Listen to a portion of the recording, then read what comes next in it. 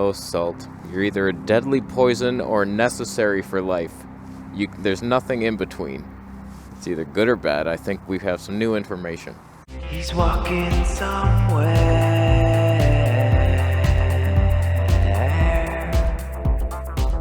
So my former vegan hippie self would say salt is poison. It's obvious. It's when you see it on the streets in the winter, it's rusting your car. If it can rust metal, it can probably harm your squishy innards.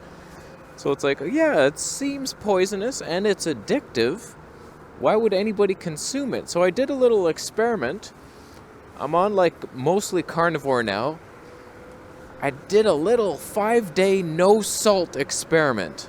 Because there are carnivores out there not eating salt. Anthony Chaffee, Steak and Butter Gal. Although I think Steak and Butter Gal takes the element powder. There's salt in there. That's a sneak hack. I don't like those odds. So I go 5 days, and I'm getting more and more tired as the days go on.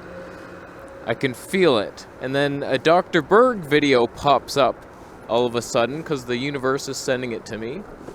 I guess he's not suppressed with his 25 million views per second.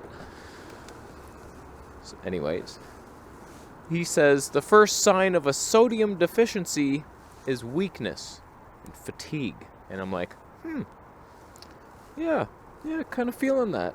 And I was noticing that as I'm eating these meals with no salt, I'm missing what the hell was that? The salty fun in my mouth. I'm lacking it. I can tell. It's like, there's no salt here. I need some sodium, buddy. I was thriving on high-fat vegan, very salty, energy-wise, not digestion or skin. Well, I think I need some salt to feel good. And so I've proven that to myself now. I sprinkled a little sauerkraut on there at the end of the meal, and I pepped up. Now you might say, oh, salt is a stimulant. Oh, it's a robin. It looked like a special kind of freaky bluebird, but I'm just going colorblind due to the sodium poisoning. That's fine.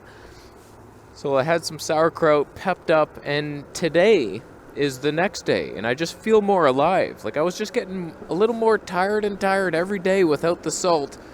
And I think this doesn't mean I need salt forever. It just means right now it's benefiting me, and have some. I want it, I'm craving it, and so have it. I'm not going to eat celery. Here's the thing, you don't need salt. You should be getting your sodium from food, but who's going to do that oxalate hell? If you're carnivore, you're trying to avoid the oxalates because you think plants are poison. We're morons. And so, obviously, salt, 0 oxalates per second. I said that weird. So while there is some sodium in meat and plants, you can obviously get it naturally without adding rocks to your life. I have the Celtic sea salt. Or you buy special things like olives that have salt added, or sauerkraut or pickles, however you want to get it. You could get it naturally without any added sea salt. But those hurt my teeth sometimes. Those vinegary ferments, the pickles, the sauerkraut, it's I eat too much of those. It's a nightmare for me. So it's salt has almost no downsides. It's just salt. Now here's something to consider. I drink distilled water, and because I think inorganic minerals build up in the body, causing not only arthritis, but gray hair. There's a guy on YouTube, he's a raw meat guru. I forget his name, Darko something, Melicic, something like that. And his whole thing is adding so much salt to the body. It's insane. And he said that's when you start detoxing. You want this IV of salt basically, and you're drinking sodium water. It just sounds like a disgusting protocol. And he has gray hair. By the salt, most likely. Although a lot of people, it's not definitive, but there's potential that it could. What the hell are those things? Oh God, can my skate? Can I make it through this? This is awkward. Right, it's getting too skinny right now. Ah! Why? Why are those there? So I'm still on the weary side of like, don't just add a bunch of salt, and do continue to drink the distilled water to remove it from your body. That could help long term when we're speaking of gray hair. So it's like, I don't know. I've said it's poison, but I feel the benefits from it. So obviously it's not a poison. There's like 100-year-olds eating salt. It's obviously not. Vegans throw the word toxin around so hard for everything. Like, oh, that's toxic, bro. What were you thinking? It's like plutonium is toxic. Car exhaust. Like, you don't run behind cars and breathe deep. That's toxic.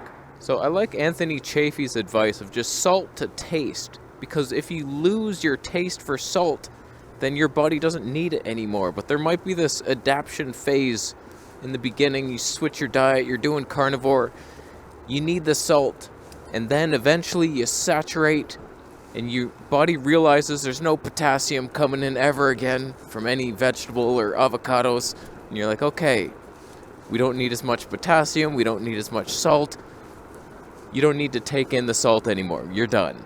But in the initial phase, there could be a saturation attempt by the body. So be wary of that.